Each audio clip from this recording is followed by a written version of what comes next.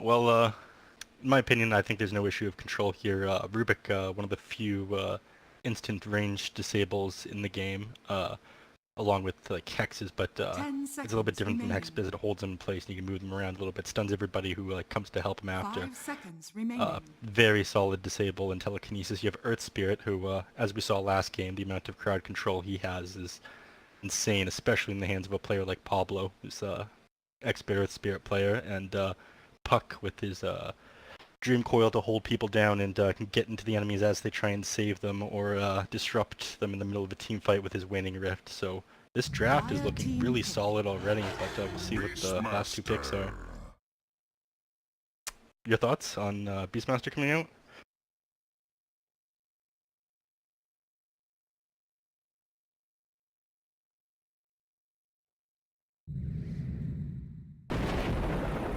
Choose your hero.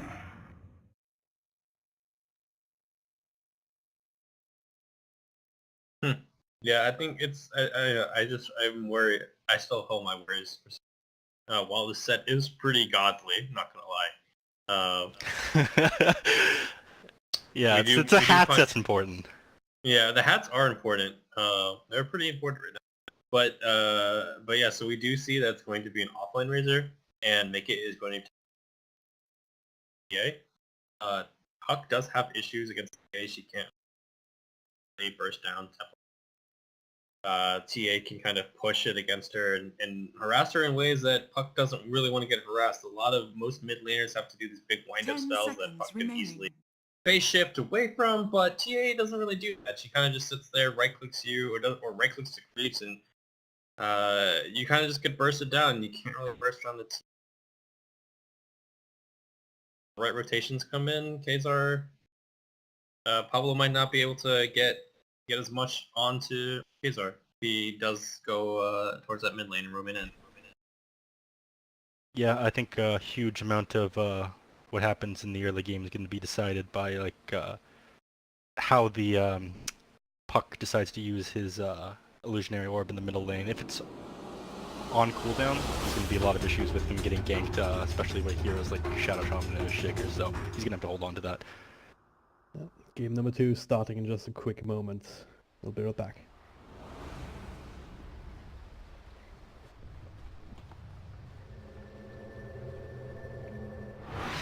Prepare for battle.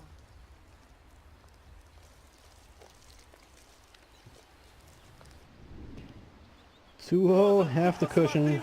HellRaisers need to win this game if they want to stay in the tournament. Lightning is trying to open, joined by Neff as well as DFB, and we already see these early movements as is standard. The wards have all been placed. I don't think anyone's scouted anybody out this time around, so no easy D wards. Unless they figure out that the small camp is blocked up top here, I guess. Yeah, talking about going into what I was talking about yesterday, was it against the second series, I believe? It might have been the first, I forget. 7-hour cast left me pretty tired and out of it. All of it just kind of merged together. Yeah, I never remember my previous cast. But like, you could ask me now or later what heroes were picked. I'd have no idea without looking it up. So yeah. I'm with you there. But going back to what I was talking about before is, I think these days people are starting to have players learn multiple roles, or like the skill cap Dota is just getting high enough for people to be able to play in multiple roles as well as they used to be able to play in a single role. The battle begins. Yeah. I was expecting him to roll in there, but he's just gonna steal the punch rune anyway. Now Mickey, I was running interference and now J4, well, can't really fight against both of these, not with the 74 base damage that he has to offer. And the Venom monster there as well. Alright, debated.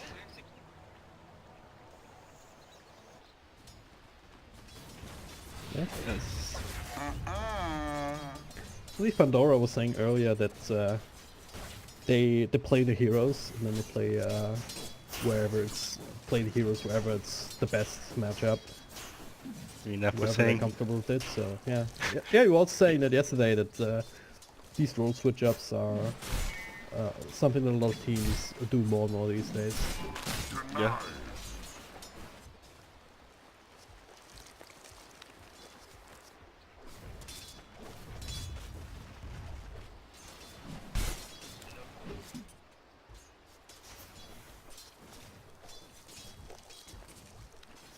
Yeah.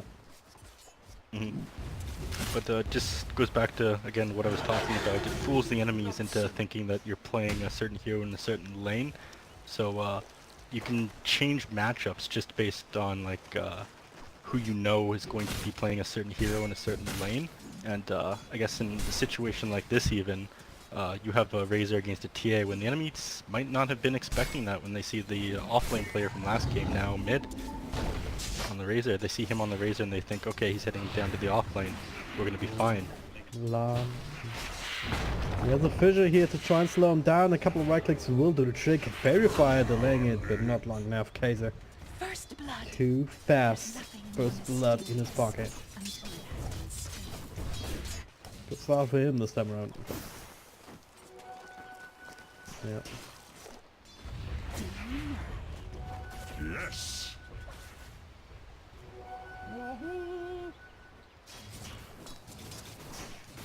Yeah. Best TA players know the intricacies of how exactly it bounces. I could never figure that out. I'll go down here. It gets slowed down. Actually, does have the roll available, but he gets shackled out of it. It's a bit of an issue. He's gonna die here, isn't he? North on stone on 33, but not gonna be enough. Yeah. Absolutely.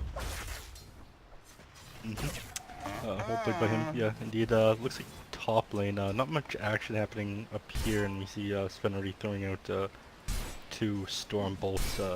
Interesting choice of skill build on the Sven, going 2 points in greater cleave. It's going to push up the creep wave, but I guess it also lets him harass the boar from inside the lane. So that must be what he has in mind for going that skill build. And he can hit the boar and it'll cleave onto the Beastmaster. You know, just Garter adapting to that situation very well with the change in his skill build. Looks like he puts a lot of thought into the things that he's doing. Isn't that though the normal skill build, maxing that up first, so you can just farm the next items and the Radiant's bottom tower is under You attack. hold on to the points, Yeah. so you don't push up Oh, yeah. the lane.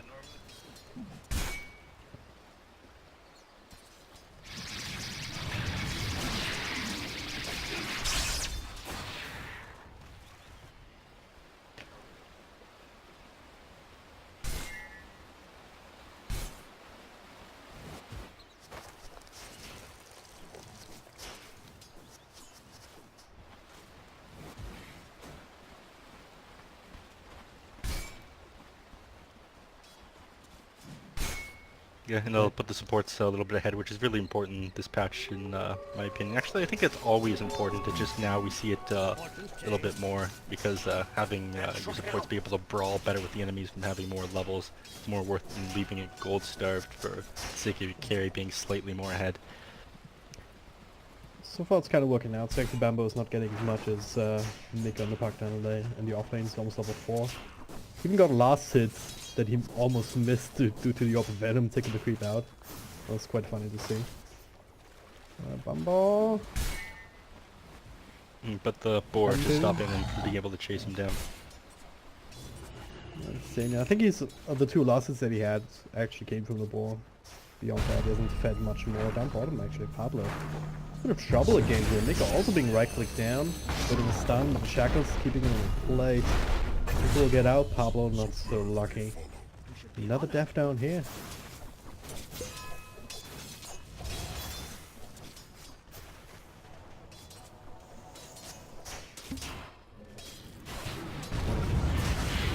Oh, Pablo, okay. Keep to the mid lane. He is level 2, so does have the storm to follow up a Kaiser. Protected enough of the refracting charges. Troika. And now with the static link coming back, there's no way they actually kill that hero. Just asserting a bit of dominance here.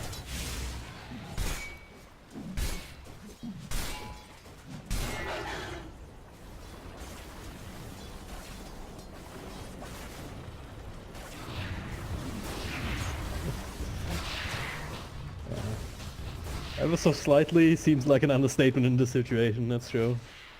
Almost... yeah. I might want to go again. They see the Kaiser doesn't have too much mana to work with, so only the 1 reflection left available for him. Pablo still sticking around the roll. Would like to connect. Milan's there as well though. The stun will actually miss from the stone. Now the body blocks here from the Earthshaker. All of a sudden it's Pablo who once again finds himself in a position of trouble. Does have another role to work with, but Milan keeping very close, looking to block it out.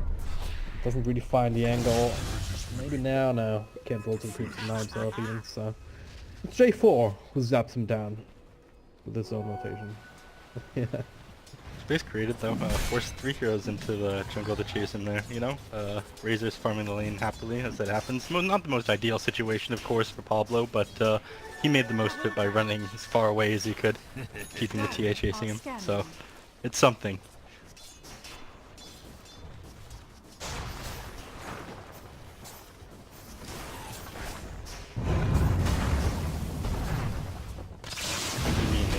Look at the bottom lane right now, Mika. Almost dies to the Zapsy and the right clicks with the DT rune on J4. It's actually extremely scary. Instantly bring down Mika, now look for Pablo. The shackles, the right clicks. I know, right? That's what I'm saying. Double kill for J4. He's 4-0-1 right now. Who's the real carry? Radiant's top tower. Yeah, my question to right now. Delta is, does it really matter that they're getting all these kills here at bottom? Like, are they going to be able to meet the win conditions just by this lane dominating? Do they have enough? He's dying again.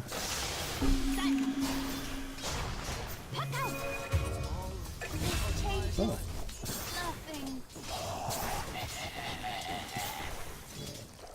Dominating spree ended though.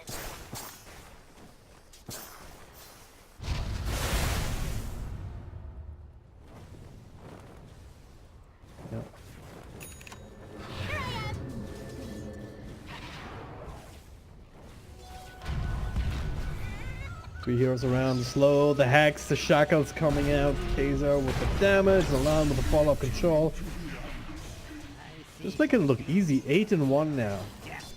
For the side of HellRaisers, so... Yeah, I mean...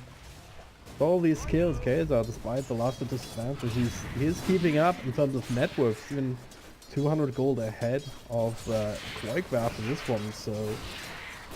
These need time, Desolator, Blink Dagger from a Templar Assassin is the kind of thing that can take a game over.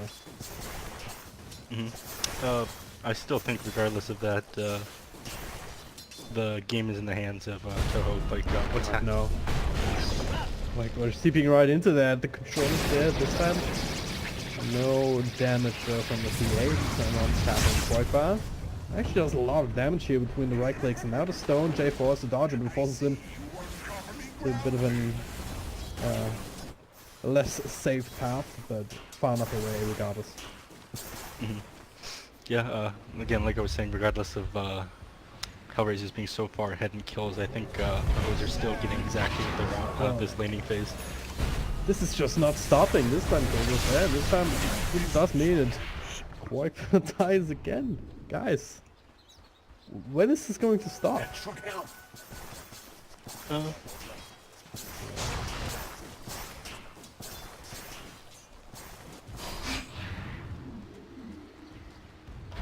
Dire's middle tower is under attack. Radiant's top tower is under attack. Pablo making it saying, yeah, work together, gets another kill on their board. And we'll pick by them. I guess you were right about the strength of these wards coming out early. They're gonna dive him, slow stand from the trap, the fissure from the side. 1, 2, 3, 4. Oh, my joke doesn't work. I was gonna say 1, 2, 3, you want to come in 3, but with the 4 hits, that's a little bit unfortunate. But the tower, it's dead. They're able to keep the walls alive, but just tanking their tower shots themselves. Now another set of shackles. Mika's there with the silence cancelling it. Boygrass, there's a bit of damage stolen. The Fisher comes through. Now Pablo from behind with the control just needs damage. Sexy Bamboo choking turns around with the axes. Pablo, first one to fall. Quite unable to get in there to provide what they needed in the damage department. And HellRaisers just one step ahead of Tuho everywhere on the map.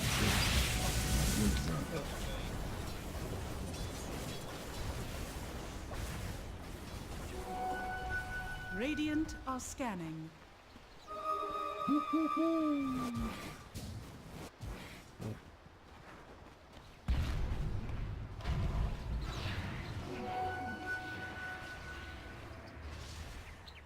Dire's top tower is under attack.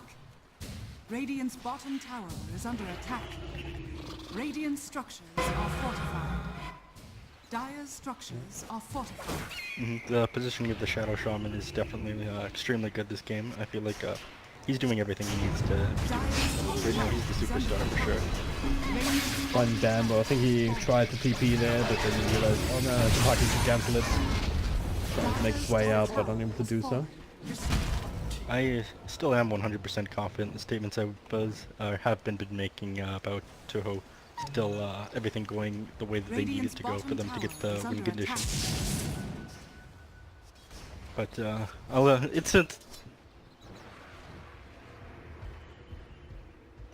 it would appear that way. But I'm gonna stand by my statement to the end. This is a long game. Dire's top tower is under Kills attack. me nothing. Throne meets Radiant's everything. bottom tower is under attack.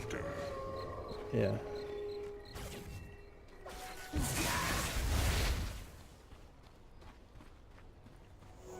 A prize. I think that good for Puck as well. Only 50 gold away.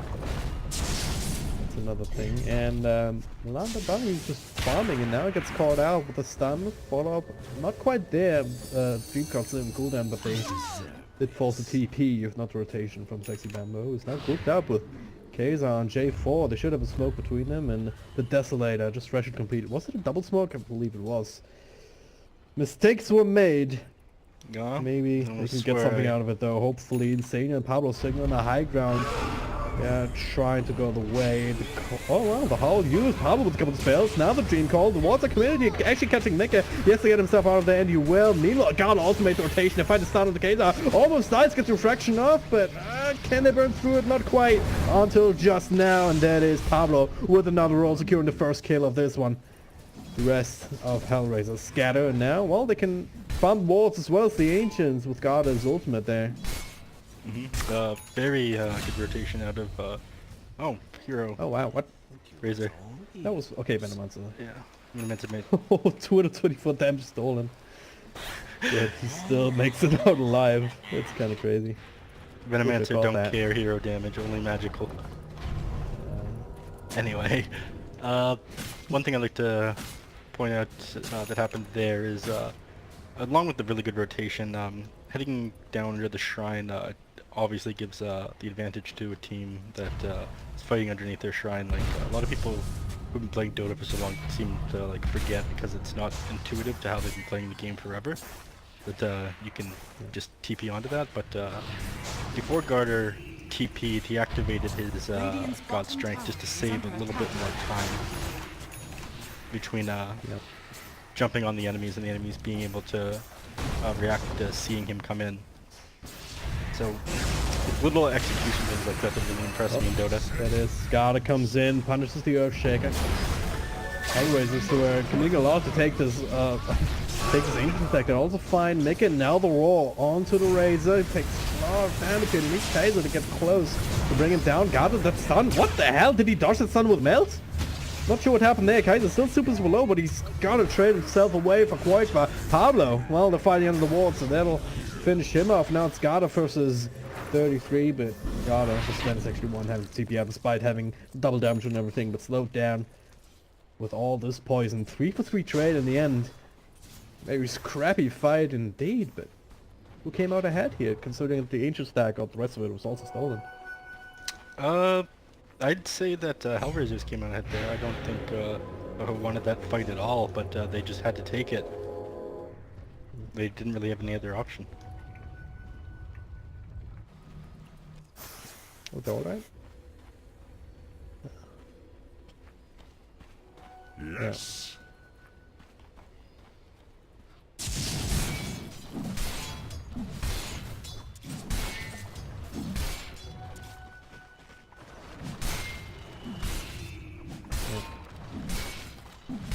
It's also really important, I think, for Sven to survive and do well in these fights. Would you agree, or...?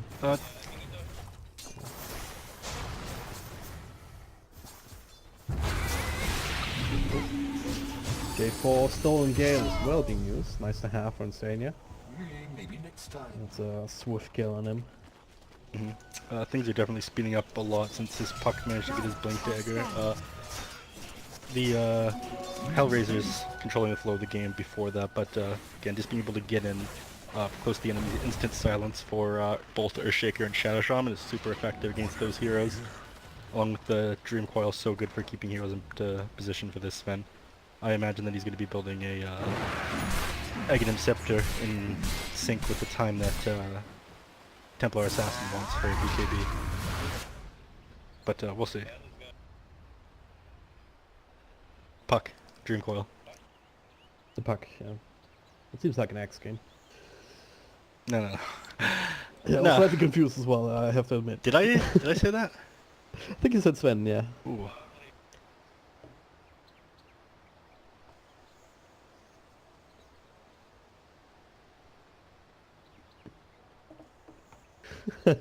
Everybody's a carry now.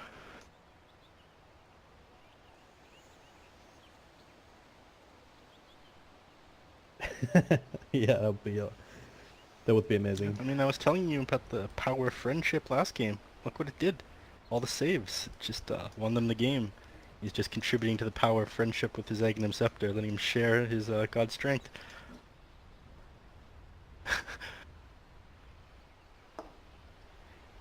I'm gonna try my darndest to own it. That is my job, as their Dragon Drop told me yesterday. Yeah, exactly. All he's doing is just putting the lessons that I gave him yesterday into practice. Like, even if you say something stupid, just have to have some weird justification for it to make you appear smart regardless. Yeah. I mean, I'll look stupid to anybody who, like, knows that I'm bullshitting, but, yeah, viewers will think that I'm very cool and handsome. Well, time to move on. Let's pause. A brief pause here. We're back into down bottom. So resetting up.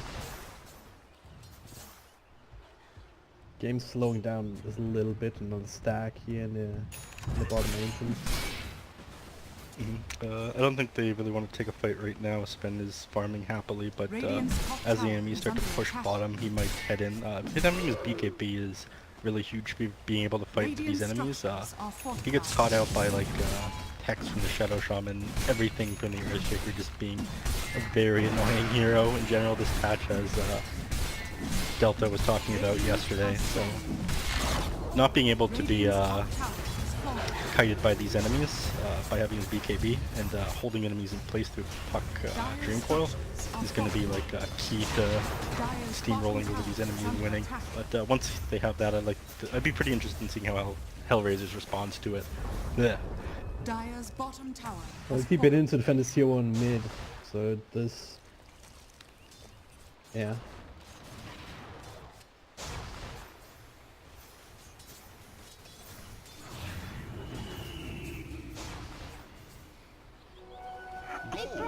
Is a great conductor. Radiant's top tower is under attack.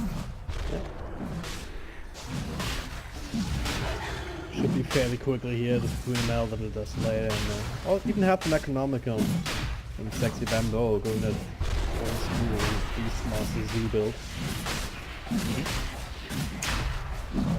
That's gonna be a free Roche Tuho. Not choosing to try and contest this one. Interesting choice. Probably a wise choice. No, it's still too difficult to fight these enemies, especially for this event, until he gets his BKB. He's very close to it. Pretty good decision making by him to know that with the BKB he'll have a better chance of fighting the enemies who have the Aegis than trying to run in there, stop them from getting the Aegis without the BKB. He's a man who knows what's important. I respect that.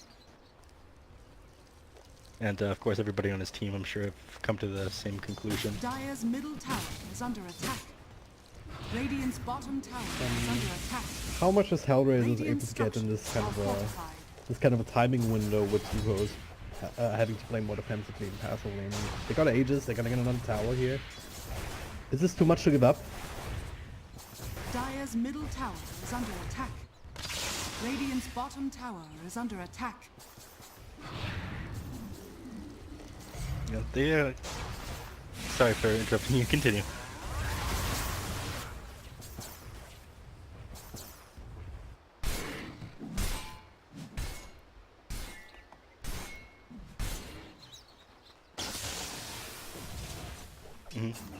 But their timing window might not be as big as most people would think because the Sven just finished his BKB. So even with the Aegis, I believe that he's able to fight into these enemies now and just slaughter them with the amount of control that they have. And control and disruption of like the backlines through Dream Coil and Winning Rift.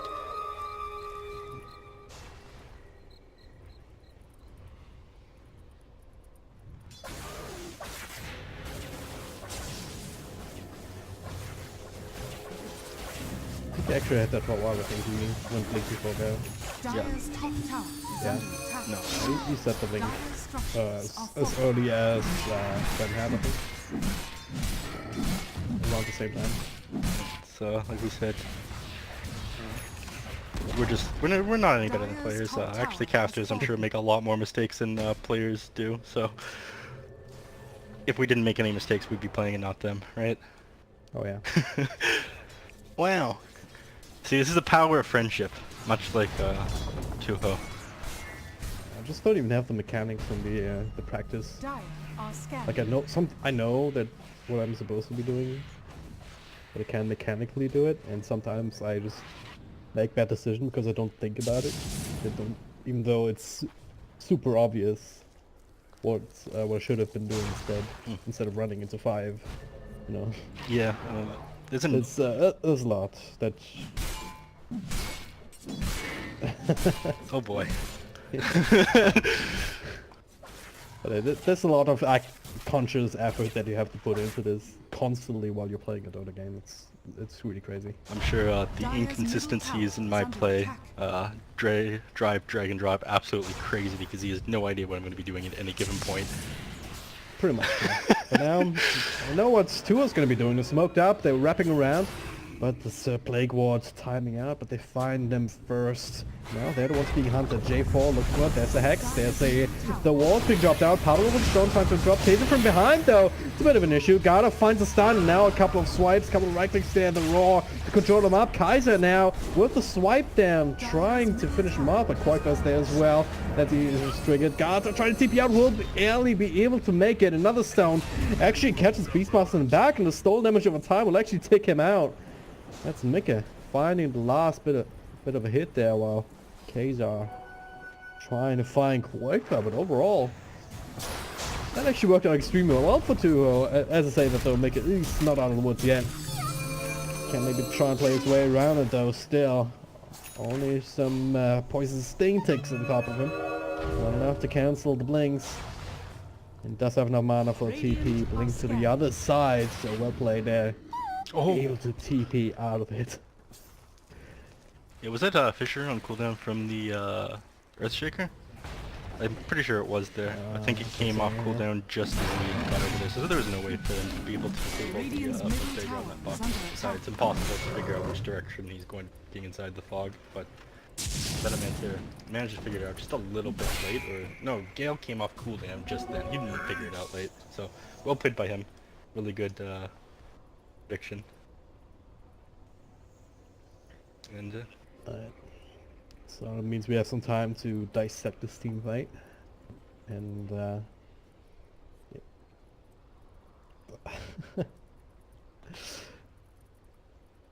Pretty much, yeah. I'm sure that has happened before, but anyway, it's kind of crazy to me how well it still worked out for Tuho despite them being scouted out as they were trying to go in for the smoke wraparound.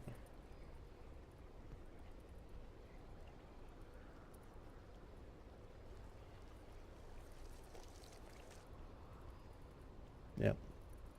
Can't draw on the map now, but you can see the new mini-map.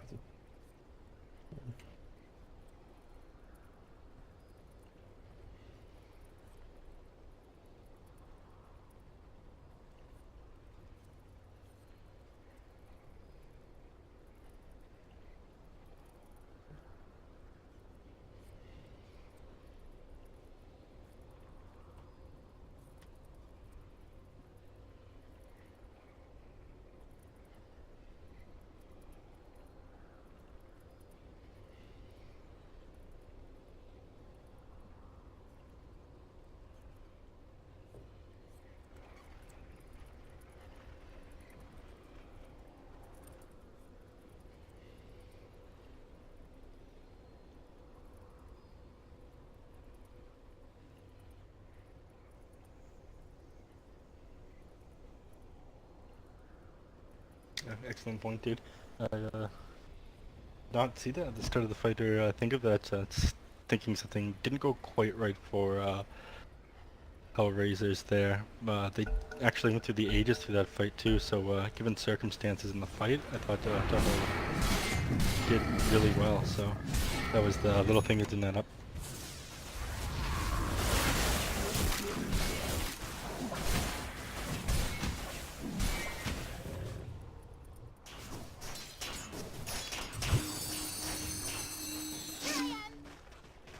Yes.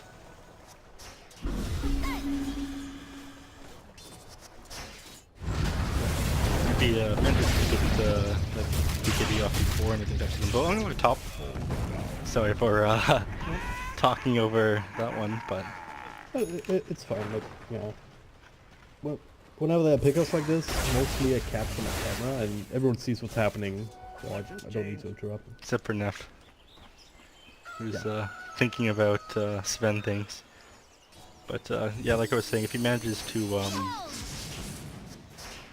get that BKB off before getting disabled by anything on the enemy team, they're going to be in a much better position. But Beastmaster was the last pick, and they knew that there was Sven, so Beastmaster was a pretty amazing pick, in my opinion. That roar is going to be super important when that BKB hits down to 5 seconds. Being able to lock down that Sven, stop him from having a BKB, and like running over your team is huge. And if anything wins HellRaisers this game, I'm going to say it's roaring Sven during his BKB in the late game. During the BKB for sure.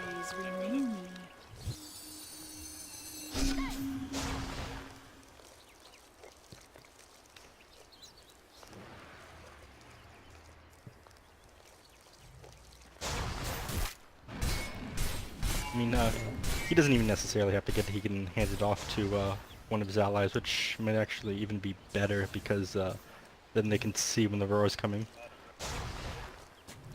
3-3 has the halberd and the 4-star, also great ways to 1 break the Lincolns and 2 just control Sven even through the BKB. If you can get the halberd off before it, it's almost like he's roared. Because he can't really do anything. A couple of seconds, but now, for now, yeah, they find him. They kill the gas here. If they can finish it off, they can take him quite a while. Kaiser is thinking about trying to go back in, and now the ultimate lands on a couple of heroes. Insania holding on to the wards. Meanwhile, in the back of Pablo going in a bit too deep. It's creating space, gathering intel. Dire's top tower is under Now, oh attack. god, look at Mickey. He's almost sticking out to Dot. He'll be. Oh, not be fine. After the pick finishing him off, and now on the side of the tree, they find Dota. An absolute disaster. Yeah, that's it puts Tuho in a very bad position right there, losing all those heroes just for the sake of the Venomancer, especially the Sven. Sven dying there is huge. He's not farming. None of the lanes are being pushed out. All the lanes are getting pushed in. They're gonna have way less map control after this. TA takes his tower down here, and they're gonna have less space to farm. So, in the grand scheme of things, Sven dying right there is pretty big. Dire's structures are fortified. Dire's bottom tower is under attack. Yep.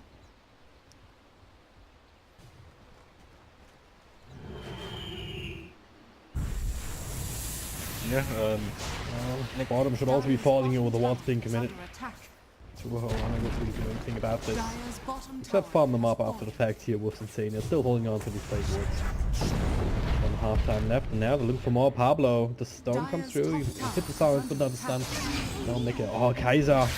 That'll be a good one. The instant lift. Insania on the free cast. The BKB comes through quite well, stealing damage though, and there's no refraction for another couple of seconds, but the rest of the team coming in to try and help. The Echo Slam, the control instead. Push back there from Pablo, trying to keep Kork alive, and he pushes them all the way to the shrines, and they'll be successful once again, giving his own life for the cause. Mika also has Venoman's ultimate ticket. Wait him again. Looking up on Frazier, Quake with the TP will be brought down with the help of the crease. Now gotta turn things around. Finally get the first kill. Pops the BKB, 33. Unable, what the, well, the evasion works in his favor. I don't even want to look at it because Kaiser has fallen. Still gets the blink out, courtesy of refraction. The top lane, the tower goes down. He's focusing on the range tracks. It's unhealable damage. He'll be able to take it down even. No one's responding to this until just now. Buyback on Razor. Try and scramble towards it. Has fallen. Insane, he stole the Venomont's ultimate. Didn't actually catch anybody though. Outside of the Temple Assassin though. Without follow-up, it's not gonna be enough to really kill him. Got her. Well, flicking away and then dodging each other's stuns. The fight will slowly wind down. Milan actually sticking around way too far forward, so he will be tracked down inside the trees. More than likely, maybe not. Blink Dagger will be available. He gets out, blinks up instead of down into the loving arms of Garter. Controller's there, another stone. Silence will miss. Finally, they track him down. Space created. Great success there for HellRaisers overall, isn't it? Yeah, HellRaisers just pulling further and further ahead with some of these engagements, little things happening, just making the fight go in the favor of them. They're not quite able to kill the TA, they're not quite able to get back in time to stop the Beastmaster. These very small things are adding up to be something very big.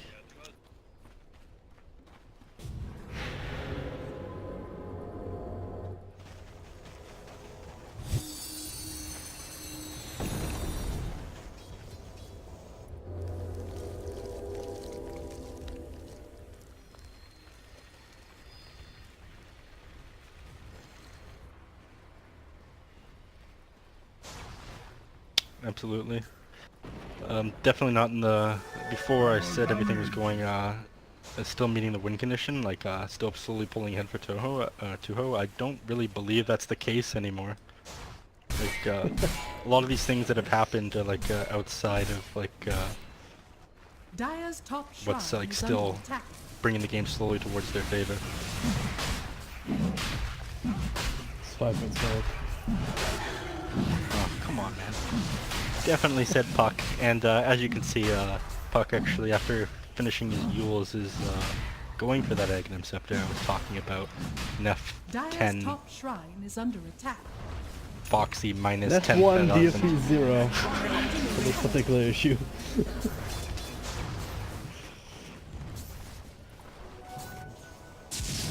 Number 17. Radiant's bottom tower is under attack. They're definitely struggling here. They will get the tier 2 at the very least.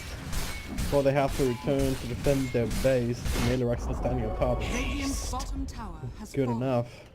Without Dire's the top range. So. shrine is under attack. Might not stand for too much longer. Kazar with the Aegis in hand. Maybe the front line for a little bit. They'll have to bring it down once, let alone twice. And they get initiated on. But the lift is there. Follow up and stun. Gotta. Looking to finish off. Double force off in the back. And now the coil on 3. Can they turn things around here? That's one down. That's a Shadow Shaman. The Roar, though, controlling up the Sven. Milan looking for the Echo Slam, but he's being kicked away at one more swipe for a double kill. Good. Venomont's ultimate eats the cheese to continue the fight. The disarm now on Sven. He's also super slow. Throws out the stun, though. Kaiser with a BKB will be able to dodge the AoE. Now turning things around on Quite. That's Gada. He has to walk through. Gauntlet of War. Triple kills. DOT ticks them out. 433. That must be the end of it. Gado falling there with no buyback. He's Pablo just a couple used gold. his. Mika still has his available. Oh yeah, that is ticking in just now. Razor scrambling back to the front lines. That is Mika coming back without a core though. So they have to try and set up on a Temple Assassin. Still holding on to the Aegis. A little bit of damage stolen, but not nearly enough. Korkor will fall. No buyback on him either. And Pablo, well, that's bit of a lag spike here, but the fight was already over and so is this game. Dire's middle barracks is fallen. I don't really see Tuho coming back from this one.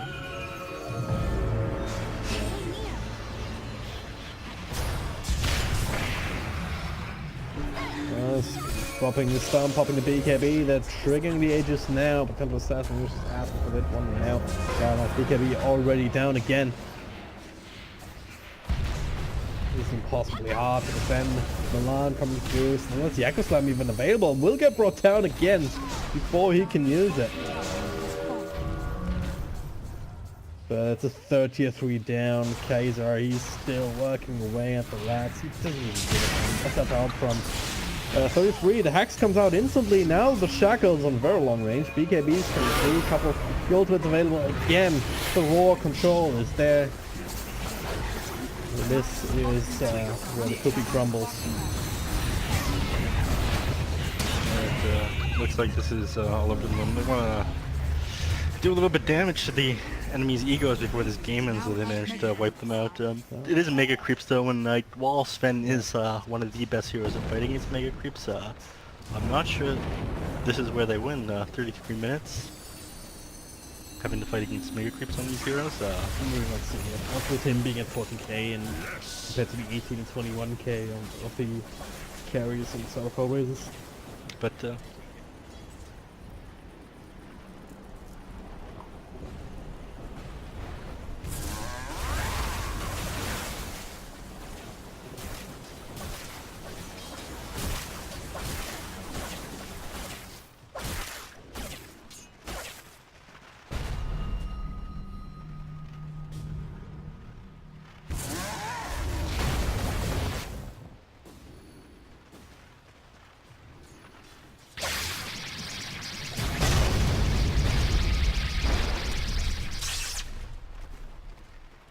I see no reason why not.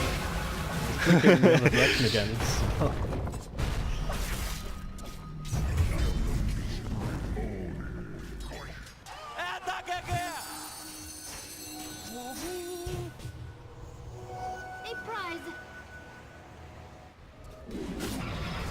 And then Bambo. One's got both of them. One's got Razor as well. We're quite good at keeping out just in time.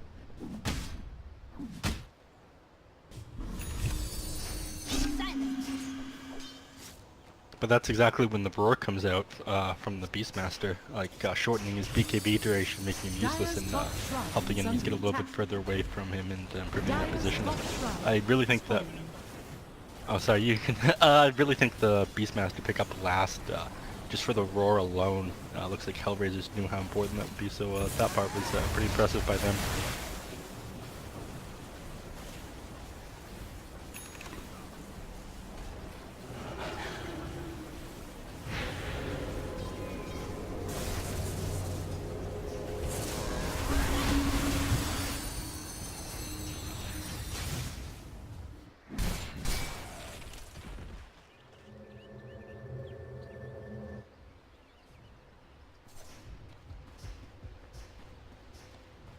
I still want to believe though, so I can be right at the end of this game. They come back from Megas, you know? Please. Beg you. It's the tiniest chance. It's Dota 2017. Anything can work. Except maybe not now. Never mind, yeah. So much for that. Without God it is 0. Good pusher there, Milan coming through. Doesn't quite have the Echo Slam, would have been even better, but they're cleaving through them anyway. GG with them. It's a bit of an anticlimactic ending. We all expected it to work out this way, but great play from HellRaisers, especially after game 1, not really getting their feet off the ground.